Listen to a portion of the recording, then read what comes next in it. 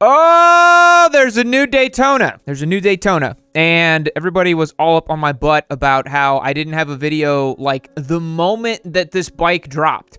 Guys, it takes a while for me to make videos, okay? I don't have them instantly. I have a life, okay? So, new Daytona, all new Daytona. Here's my thing. Let's run over here so you can get a good look at this bike. I don't like the way that it looks. To me, it doesn't read like a Daytona. And in case you don't know, I'm kind of the Daytona guy. I've owned 4 of them. I've raced them. I've tracked them. I've crashed them. I love the Daytonas. It's like my bike. So, when I heard that there was a new 660 Daytona, I was like, whoa, okay, so there's a new Daytona out, but I kind of already knew it was going to be closer to the RS660s and the R7s and the CBR 650Rs. It's kind of that bike. Look at this rider triangle. That's the first thing you got to see here. This is not a proper super sport bike. This is using the same frame as the Trident 660, same swing arm, same subframe over here, but there's actually quite a bit that's been done different to it over the traditional Daytona. Over the traditional Trident 660.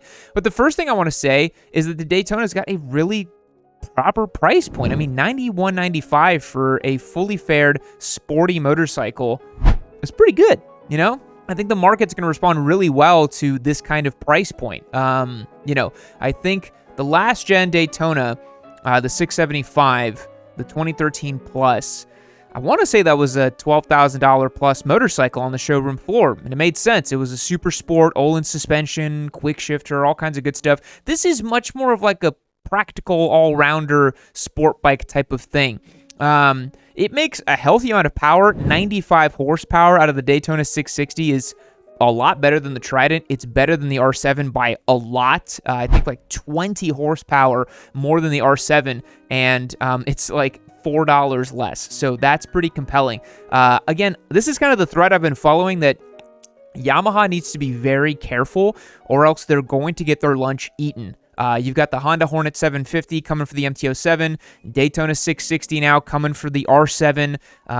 The Ninja 500 CF motos are destroying the R3s. I think Yamaha's in a particularly precarious situation. But here's the thing. Is it a Daytona? Is it truly a Daytona? No,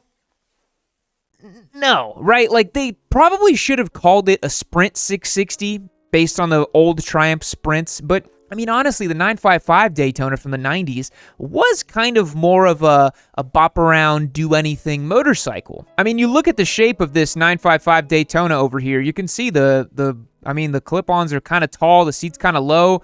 It's not a particularly aggressive motorcycle, so it's not to say that I'm like, oh my God, they can't call it a Daytona because the Daytona is only the Triumph 675R and all that stuff, but to me, I guess I don't like this new world we live in where these are the sport bikes we get and that's it. Now, they've modified the geometry. They changed the top end power. It revs out pretty good. It's like everything you would want in a street Daytona, but you can't sit there and tell me that the new Daytona 660 looks anywhere as good as the old 675R. I'm sorry. It just doesn't. I think the motorcycle's design language, it reads a lot like a Ninja 650 and a CBR 650R kind of had a baby. I'm not super impressed with the design language, and I just think that they're probably going to sell a lot of them, like it's a cool little motorcycle, but I don't know why, it makes me sad. I don't know, like the RS660 from Aprilia, it felt like a new step in the right direction because it was lighter weight and it had the zesty little parallel twin. It wasn't trying to be something it's not, and to me, the Daytona 660 kind of is trying to be something it's not, but if you think about it, the market isn't a bunch of old fogies like me who pine for early 2000s and mid 2000s sport bikes. There's a new generation of riders out there, and this motorcycle makes a lot of sense for them. This has an extra cylinder over the R7. It makes a cooler soundtrack. I mean, it is a proper sport bike. It's just not quite as like super sport as an R6 or a 675 from days past, or even a ZX6 from Kawasaki, but I think we need to accept that and to be okay with that, because that's just not what the market looks like anymore. You're probably never going to see super sport machines like that brand new ever again, unless Kawasaki just keeps printing out ZX6s for some reason, which they very well might, but I think those days are quite numbered as well. Honda recently released the newly revised CBR 600RR, but I think that's just because they're tired of getting their asses handed to them on the world stage, and I think they wanted a better homologated bike for World Supersport if they can't make the Fireblade work in World Superbike. But this really is all the sport bike you would need theoretically for the street rider. And look, Triumph make really well handling motorcycles. I think it's going to be very unlikely for this machine to be poor handling or not fun. I'm sure it's going to be zesty. I'm sure it's going to be interesting, and I'm sure people are going to enjoy riding it. You have stuff like Suzuki's GSX 8R nowadays, the R7, the RS660. There's a whole new category of middleweight sport bikes that just look different than they used to, and we just have to accept it. They're all kind of sub 100 horsepower, either big parallel twins, or now I think it's cool that we have a triple in this category. I was getting kind of sad that it was just like, all we're going to get is parallel twins, and you better be happy with it. There was this like mass homogenization around 270-degree parallel twins that make between 70 and 100 horsepower. That was like all we were ever going to get. So to have a triple in the segment between the Trident and the 660 is cool. And honest, guys, I mean, this price point is good. $91.95 for this motorcycle. You get a lot of bike for the money. A lot of bike for the money. 12,650 RPM redline is pretty darn spicy, and you're gonna feel like it's a real kind of like street triple-esque motorcycle, you know, for most of your riding. And look, many of you are now saying, but my old street triple made those kind of power numbers, and the 675 made 128 horsepower. Why couldn't they make it produce more power? And they easily could have, guys. It's not like Triumph doesn't have the know-how to make a motorcycle that produces more power, because they literally did that before.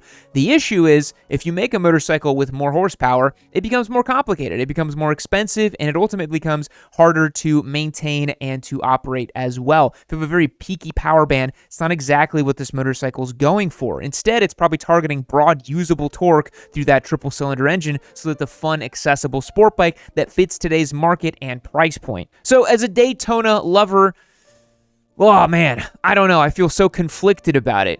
I don't think it's particularly beautiful. I also am not really sure that, you know, it's going to really satisfy us hardcore sport bike guys, because this definitely isn't it's not a race bike. It's nothing that, you know, is going to be like that. But for an occasional track day toy, street spec motorcycle, it could be a lot worse. I mean, this is a great bike. I think it'll work really well, much like the RS660 works really well, much like the R7 works really well.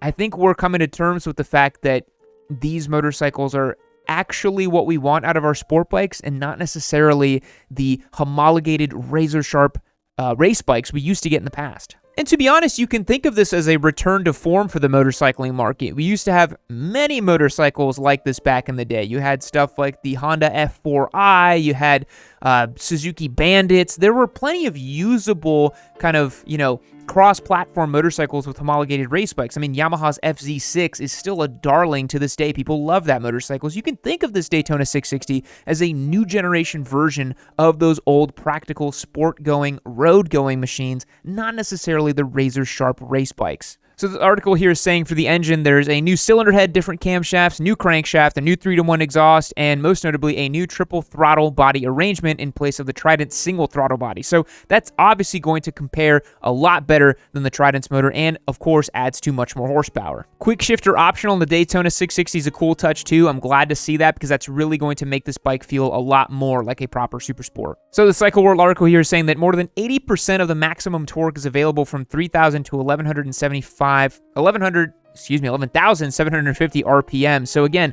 broad middle range torque, accessible power low down. It's a street bike, guys. That's what you want. So one thing I am a little sad about, and I understand it's a price point thing, but the R7 has this, is that the Daytona 660 is going to keep the same suspension, the same fork from the Trident. Now, the overall geometry of the bike has changed. It's a little steeper. It's a little longer. It's definitely going to handle a little bit different just because the base geometry of the bike is different. Whenever you steepen up the rake, it turns in faster. You lengthen it out. It's more stable mid-corner. There's lots you can do to dramatically change the way a motorcycle handles without ever touching any fork or suspension clickers. But the Daytona 660 is going to have the same non-adjustable 41mm Showa upside-down fork and a preload adjustable Showa monoshock at the back. And yeah, that's a little disappointing.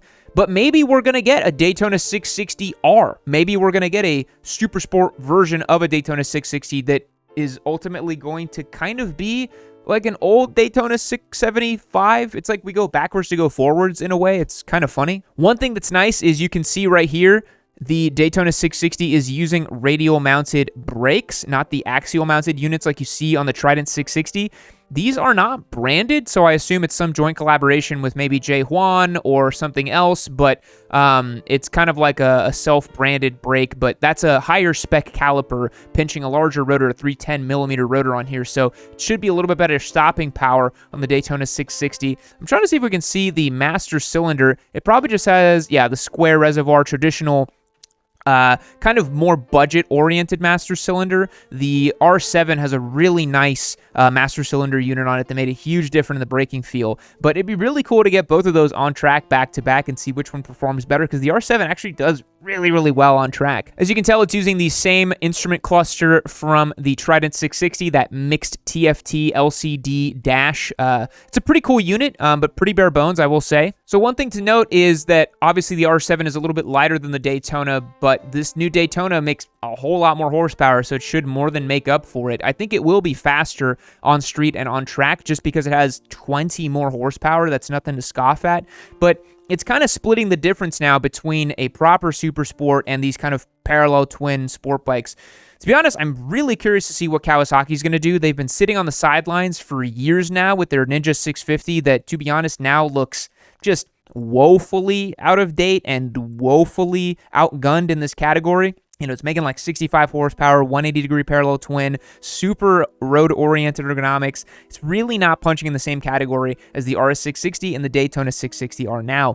And I really think those are going to be the two competitors, along with maybe Suzuki's Gixxis 8R, the fully fared version of the Gixxis 8S. So I think those bikes are going to be the new kind of class contenders. But I'm really interested to see if KTM is going to launch maybe a RC890 and kind of play in this space as well. They might ultimately bump up a lot more horsepower and then maybe make something that's just even more sporty, but I don't know. We have this new wide open world of sport bikes that we're inhabiting now. So yeah, I look at it and it makes me kind of sad. I like that they use the same font for the Daytona they've used for a while now. That's that same Daytona logo.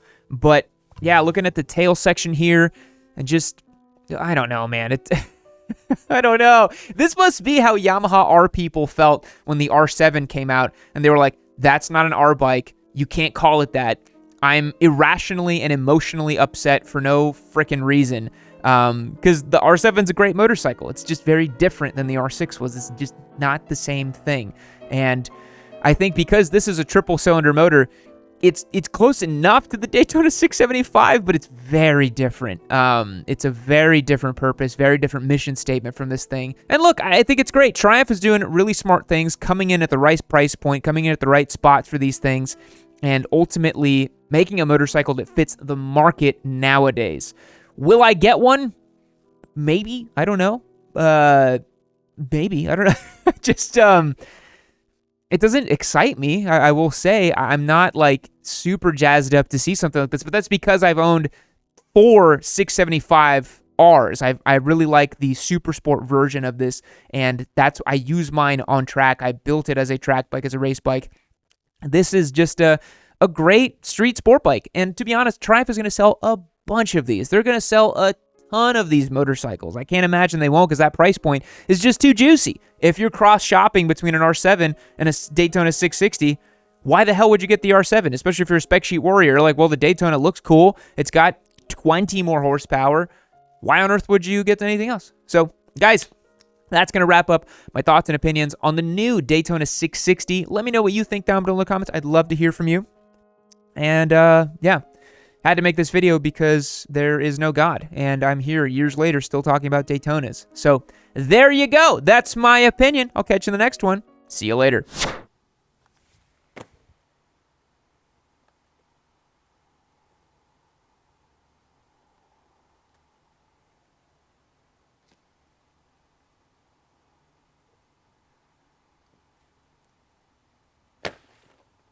Keep watching, Gabby, no!